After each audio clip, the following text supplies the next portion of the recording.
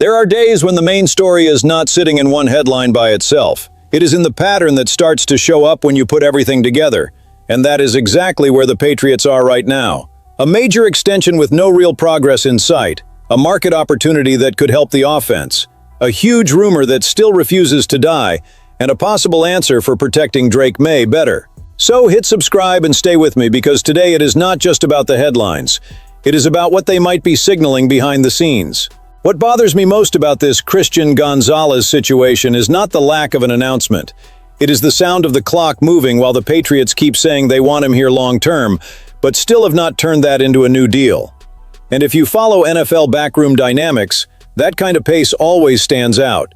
Because when a corner of that caliber has already shown exactly what he is, these talks usually do not just sit there this long. Elliot Wolf said again that he wants Christian in New England.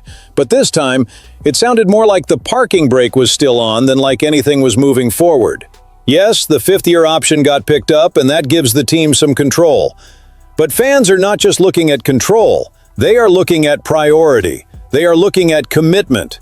They are looking at how fast a franchise handles business with one of its most valuable players. And let's be real about this roster. Christian Gonzalez is not some luxury piece. He is a foundation player. He's the kind of guy who helps organize the defense, lets you play more aggressively in coverage, and supports the identity of a team that wants to get back to playing January football with real authority. So when the extension is not moving, this stops feeling like a routine front office delay and starts feeling strategic. The question changes. It is not if the Patriots want to extend him. It is, why has this still not picked up real momentum? There is another piece here too, and this is the kind of detail that gets expensive fast if you wait too long. The cornerback market does not freeze for anybody. We have already seen deals push the number higher, and if more extensions hit, that number climbs again. For Gonzalez, that could be great. For New England, it could turn into an expensive delay they never needed. And nobody in Foxborough should be messing around with the risk of turning an obvious extension into summer drama. If you were in that room right now, would you push this thing forward today or keep playing the clock?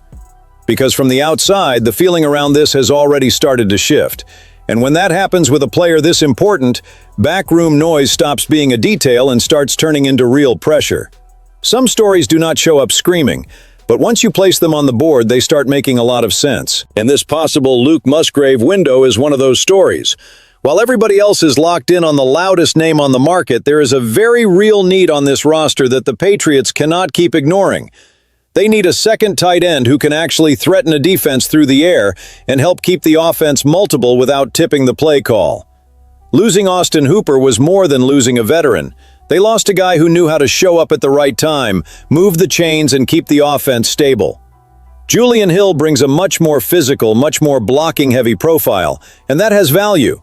But if Josh McDaniels really wants to keep leaning on those heavy packages, the complement to Hunter Henry has to bring something different. He has to attack the seam, find space over the middle, and force linebackers and safeties to think twice before the snap. That is where Musgrave becomes a really interesting bet. Not as the guy who saves the offense, not as some hidden superstar about to take over the league, as a smart value move. The kind where you buy talent before another situation unlocks the player for somebody else. He has size, length, athletic tools, and those flashes that made him a high pick in the first place. The problem is that his career in Green Bay never fully took off the way people expected, partly because of injuries, partly because of context, and partly because Tucker Kraft kept climbing inside that same room. But here is the part that gets more interesting from a New England angle. The Patriots do not need Musgrave to walk in as TE1. That job already belongs to Hunter Henry. What they need is a target with a higher athletic ceiling than the average fifth-round pick, and a guy who can take on a real role in the structure of the offense right now. That changes the math. In that role, the ask is different. The bet gets cleaner. And there is more around this that makes the conversation feel real. Green Bay has a line of young weapons they are going to have to manage and eventually pay. If Musgrave has already become a secondary piece over there, it makes sense to think they would listen. For the Patriots, using day 3 capital to fill a real offensive need feels exactly like the type of move that strengthens the roster without needing a giant headline. At the core, this story brings up a pretty honest question for the fan base. Would you rather keep betting on a developmental name in the draft, or go after a tight end who came into the league with real upside and maybe just needs the right fit? Because on offense, sometimes the next step does not come from the flashiest move. Sometimes it comes from the piece that makes everything else more dangerous. Some rumors die fast. This one keeps hanging around. And honestly, good. Because when Adam Schefter goes on national TV and says A.J. Brown being traded is still very much in play and that he still leans toward it happening, that does not feel like random internet noise. That feels like a market watching itself. That feels like people around the league seeing the same signals and landing on the same suspicion. Philadelphia has not shut this door. What keeps this story alive is not just the player, it is how the Eagles have been moving around him. They have added to the receiver room, built more depth, and for a lot of people that does not kill the trade talk. It adds to it. It gives more life to the idea that they are preparing themselves in case they make a massive move before the season. Schefter was clear on that point. Those moves did not change his view at all. If anything, they kept reinforcing the idea that a trade is still very much on the table. And this is where Patriots fans really start paying attention, because New England is not looking for a decorative piece on offense. They are looking for weight. They are looking for a guy who changes coverages, takes comfort away from opposing secondaries, and helps speed up Drake Maye's development in a way that no smaller move can really match.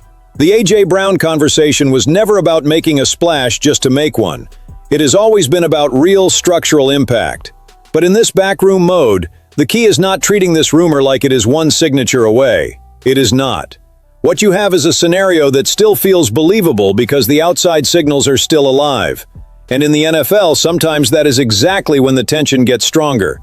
When the trade does not happen in the first wave of noise, but keeps hovering there while the draft gets closer and teams keep recalculating value, need, and timing. My read today is simple. The Patriots are right to keep watching this closely. Because if that window really opens, we are not talking about just another adjustment. We are talking about a chance to raise the ceiling of the entire offense. And that kind of opportunity does not show up every offseason. So let me ask it the way a war room would. If that door opens, are you pushing hard for A.J. Brown? Or are you using that same capital on two pieces to give the whole roster more balance? In the middle of all the debate about stars, rumors, and big contracts, there is a type of story that tells you a lot about how a team is thinking about its own survival. And I think Dametrious Crownover fits that exactly.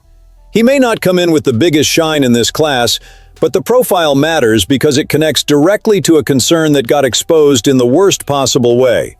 When the Patriots' offensive line got tested on the biggest stage, it had a rough time. That is why this name deserves a real look. Crownover has NFL size, rare length, strong experience on the right side, and a physical presence that jumps out immediately. The frame is there. The reach is there.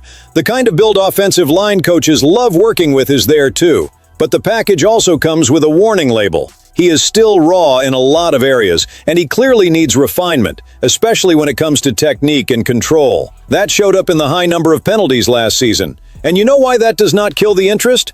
Because the New England context helps.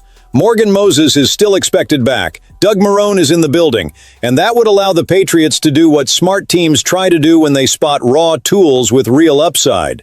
Develop the player without throwing him into the fire too soon. Not every offensive line pick has to walk in as an instant fix. Sometimes the value is in preparing the next answer before the emergency shows up. That is the backroom detail that pulls me in the most here. A lot of people look at the offensive line and only think about the projected 5 starters. I look at wear and tear, age, injury history, depth, and protecting your investment in Drake Maye.